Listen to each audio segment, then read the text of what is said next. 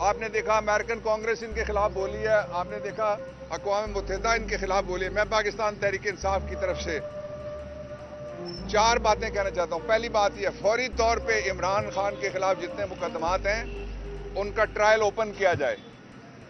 7 وزرائے اعظم, جس میں سے 3 وزرائے اعظم کا فزیکلی اور چوتھے شہید ذوالفقار علی بھٹو کا ریفرنس میں نے کھولا تھا بطور وزیر قانون, اور اس کے بعد میں نے استعفیٰ دیا تھا وزارت سے. 3 صدر ان کے کیسز چلے ہیں, ان میں سے 2 الوی اور آصف, دونوں کا میں وکیل تھا. تو کون سا خطرہ ہے جو پوری ریاست مل کے ایک عدالت تک عمران خان کو لے جانے سے ناکام ہے؟ اصل بات یہ ہے کہ عمران خان کی ایک ویڈیو آتی ہے, ان کی کانپیں ٹانگ جاتی ہیں, اور یہ سارے کے سارے جتنا پیسہ انہوں نے لگایا ہوتا ہے, ایک ویڈیو ایک پکچر عمران خان کی ایک جھلک سے یہ ڈرتے ہیں. دوسرا میں یہ مطالبہ کرتا ہوں کہ یہ جتنے بھی مقدمات ہیں 9 مئی کے حوالے سے, ان مقدمات کے اوپر فوری طور پہ high power judicial commission sitting ججز سپریم کورٹ آف پاکستان کے بنایا جائے. دودھ کا دودھ پانی کا پانی نہیں ہوگا, بلکہ اصلی ملزم پکڑے جائیں گے. جن لوگوں کو پکڑا گیا وہ سارے بے گناہ ہیں. میں لاہور کی جو خواتین, پنجاب کی خواتین ہیں, ان کی رہائی کا مطالبہ کرتا ہوں. میں لاہور کے جو کارکن ہیں, جو ہماری لیڈرشپ ہے, میں ان کی رہائی کا مطالبہ کرتا ہوں. اور تیسری اور سب سے امپورٹنٹ بات یہ ہے کہ دنیا میں کوئی ملک ایسا نہیں ہے جس کے اندر نظام چلانے کے لیے آئین میں لکھا ہوا ہے آرٹیکل 90 اور 91 میں کہ ایگزیکٹو اتھارٹی ہوگی, ایک وزیر اعظم ہوگا, کابینہ چلائے گی. وزیر اعظم لنگڑا لولا سے اگلی سٹیج پہ پہنچا ہے. وہ کہتا ہے بجٹ میں نے نہیں بنایا. اندر بیٹھ کے وہ بہت معتبر لوگوں کے سامنے کہتا ہے مجھ سے کیوں ناراض ہوتے ہو, میں نے کون سا الیکشن جیتا تھا. ایک اور جگہ کہتا ہے کہ میں پبلک کا کیوں پرواہ کروں, پبلک نے بینگن کو ووٹ دے دیا, پبلک نے بینجو کو ووٹ دے دیا, پبلک نے جوتے کو ووٹ دے دیا, ہمیں ووٹ کی جگہ جوتا دیا ہے. یہ عوام کے دشمن ہے, یہ نظام عوام کا دشمن ہے, غریب کے دشمن ہے, غریب کا نظام دشمن ہے. اس کا سبب یہ ہے کہ جہاں بجلی پہنچا دی گئی ہے اس کا نتیجہ لوگوں کے پاس صرف یہی رہے گا کہ وہ سڑک پہ نکل آئیں. جہاں پہ لوگوں کی تنخواہیں بند ہو گئی ہیں, جہاں پہ لوگوں کے بچوں کے دودھ بند ہو گئے ہیں. فرانس کے شہر پیرس سے زیادہ دودھ پاکستان میں مہنگا ہے. یہ میں نہیں کہہ رہا, یہ لندن کے اخبار نے لکھا ہے. اس نے لکھا $1.3 پر لیٹر پیرس میں ہے, 1.2 پر لیٹر 2.9 سم تھنگ پیرس میں ہے, اور 1.33 جو ہے وہ پر لیٹر پاکستان میں دودھ کا ریٹ ہو گیا ہے.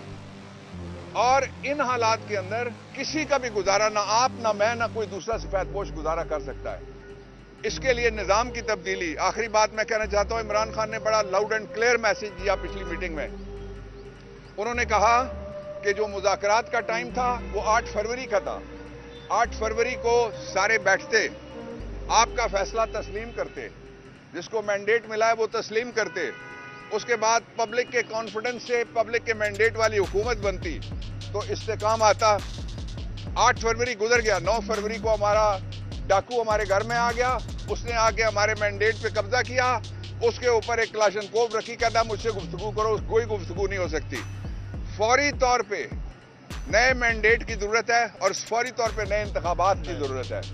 اور میں خاص طور پہ خراج تحسین پیش کرنا چاہتا ہوں جو عمران خان صاحب کی غیر موجودگی میں جس طریقے سے دلیری سے عمر ایوب خان نے, شبلی فراز نے, دوسرے لوگوں نے کھڑے ہو کے, اور جو میرے ساتھ وکلا ہیں, وہ جو لوگ ہیں, انہوں نے جس طرح سے مقابلہ کیا ہے وہ مقابلہ پاکستان کی تاریخ کا سب سے عظیم مقابلہ ہے. ہم لوگ کھڑے ہیں آئین کی بالادستی کے لیے.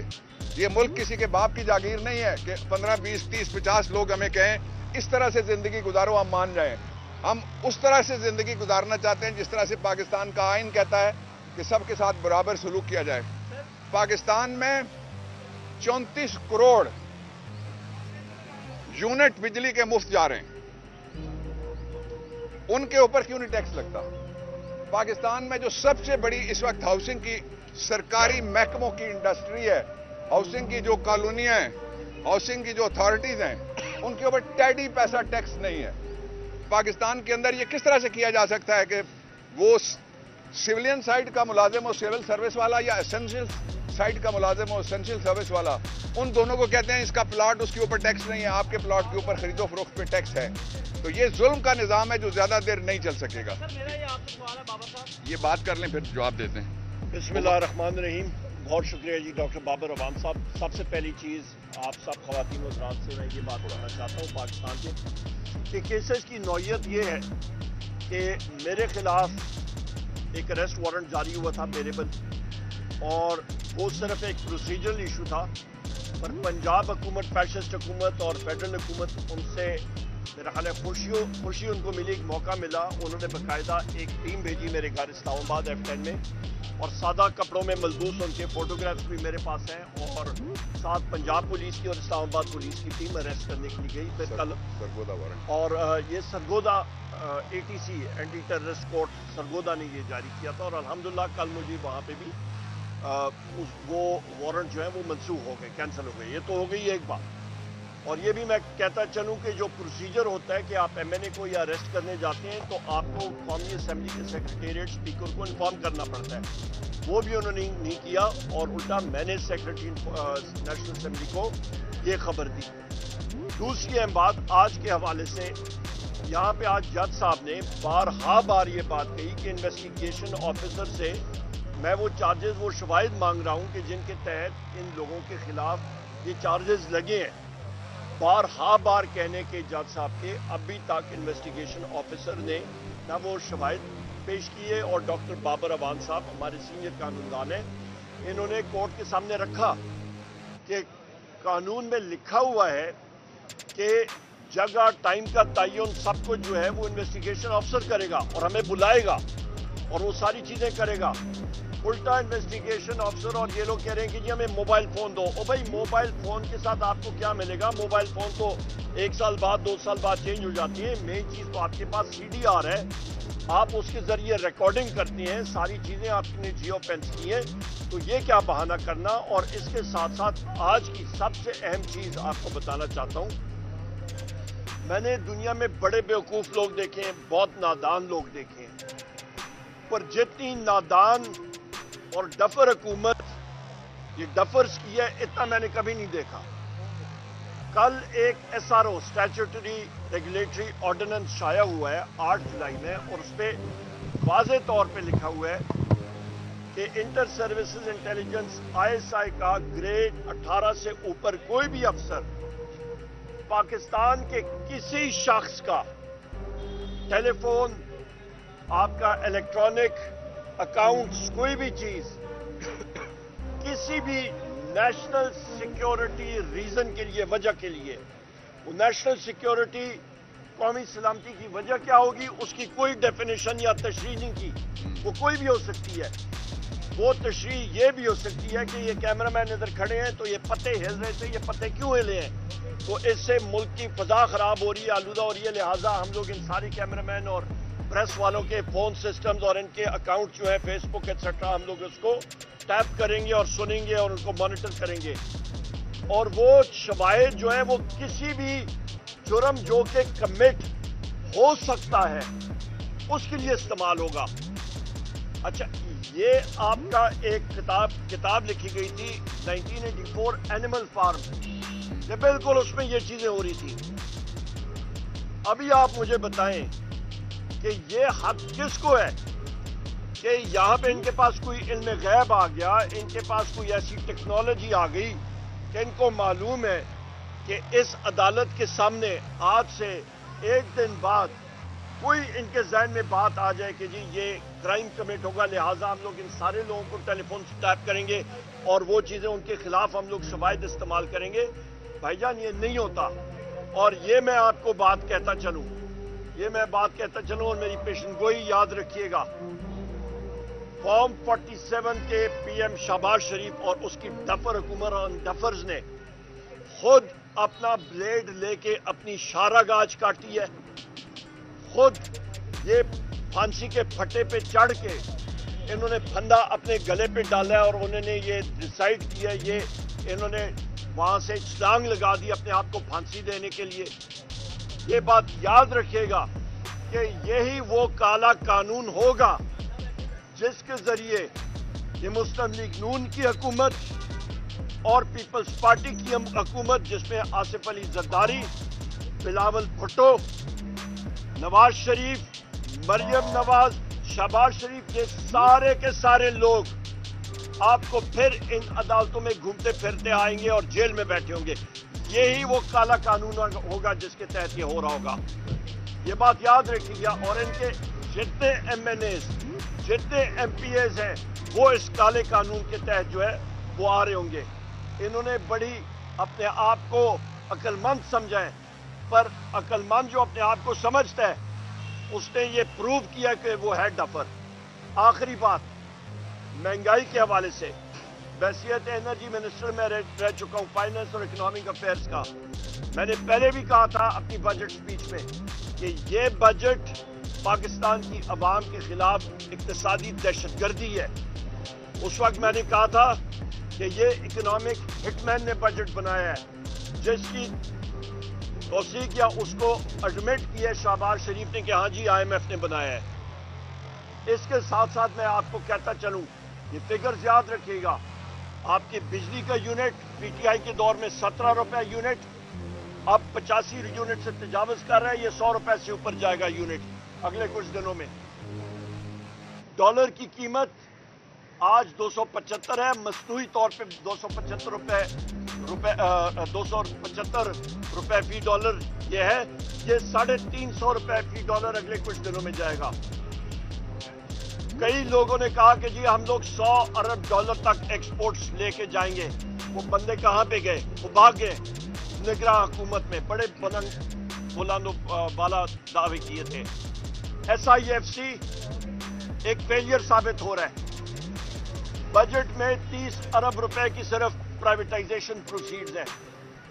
آپ کے جن اداروں کو وہ پرائیویٹائز کر رہے ہیں ان کی مالیت 1000 ارب سے بھی زیادہ ہے، اور بجٹ میں انہوں نے رکھا ہے 30 ارب. آپ کا 970 ارب روپے کہاں پہ گیا؟ وہ کس کی جیب میں جائے گا؟ گندم آپ برآمد کر رہے ہیں 450 ارب روپے کی. پنجاب کے کسانوں سے آپ نے گندم خریدی نہیں. مہینے کے اندر اندر آپ کہتے ہیں جی واپر ہو گئی ہمارے پاس گندم، ہم لوگ اس کو درآمد یا ایکسپورٹ کرنے جا رہے ہیں. اور بھائی کتنے کمیشن تم لوگ بناؤ گے؟ کہاں پہ بناؤ گے؟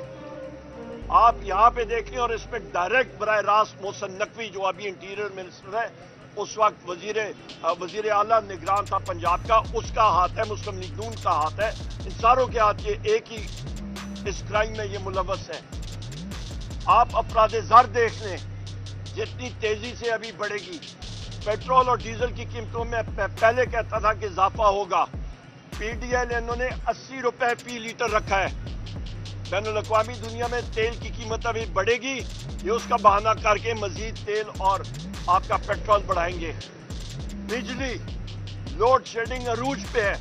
اور یاد رکھیے گا جو بل ابھی اگست میں آئیں گے، کیونکہ 2 ماہ کے تاخیر کے ساتھ بل آتی ہیں، فیول پرائس ایڈجسٹمنٹ اور آپ کا جو بیس ریٹ زیادہ ہوا ہے، لوگ آپ کی سڑکوں پہ نکلیں گے. یہ آپ حال یاد رکھیے گا. آخر میں یہ سب کچھ کس لیے کیا جا رہا ہے؟ صرف ایک شخص جس کا نام ہے وزیر اعظم عمران خان، ان کی اہلیہ بشرا بی بی، شاہ محمود قریشی صاحب، عالیہ حمزہ صاحبہ، صنم جاوید صاحبہ، ڈاکٹر یاسمین راشد صاحبہ، میاں محمود اور رشید صاحب، جناب عمر چیمہ صاحب، چودھری اعجاز صاحب، سینیٹر صاحب، ان ساروں کو جیل کے اندر رکھنا. ہمارے 85 سے زیادہ اس وقت ملٹری کورٹس میں اسیران ہیں، جس میں آپ کے حسان نیازی صاحب بھی شامل ہیں. ہمارے مرد حضرات بھی مختلف جیلوں میں ہیں. صرف ان کو اذیت دینے کے لیے یہ سب کچھ ہو رہا ہے کہ وہ نہ نکلیں. میری بات یاد رکھیے گا، وزیر اعظم اس ملک کا ہوگا، ان کا نام ہے وزیر اعظم عمران خان. یہ سارے کے سارے کیسز جو ہیں وہ سارے کے سارے ختم ہونے والے ہیں انشاءاللہ تعالی ہوں گے. ان کے پاس صرف اور صرف عدت کیس کا بہانہ رہ گیا ہے، جو کہ ایک بھونڈا کیس ہے جس کو ہونا ہی نہیں چاہیے. خواتین کے کیسز کو اس عدت کیس نے سب سے زیادہ نقصان دیا ہے. بہت شکریہ جی. بابا صاحب یہ بتائیے گا کہ فواد صاحب نے کہا کہ جو پاکستان لیگل ٹیم ہے وہ اب تک کچھ 83 کروڑ روپے لے چکی آپ نے کوئی پیسے دیے ہیں لیگل ٹیم کے لیگل ٹیم؟ دیکھیں دو چیزیں ہیں. جو دوست چلے گئے ان کا جب تک عمران خان باہر آ کے فیصلہ نہیں کرتے ان کے بیان کے اوپر ہم کوئی تبصرہ نہیں کریں گے، اس لیے کہ وہ پی ٹی آئی کا اس وقت حصہ نہیں ہے.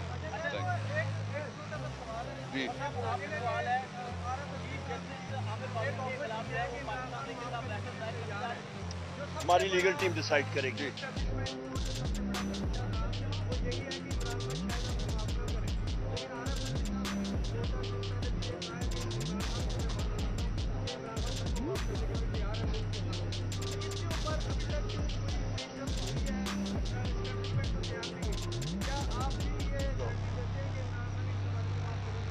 دیکھیں Imran Khan believes in the supremacy of the constitution.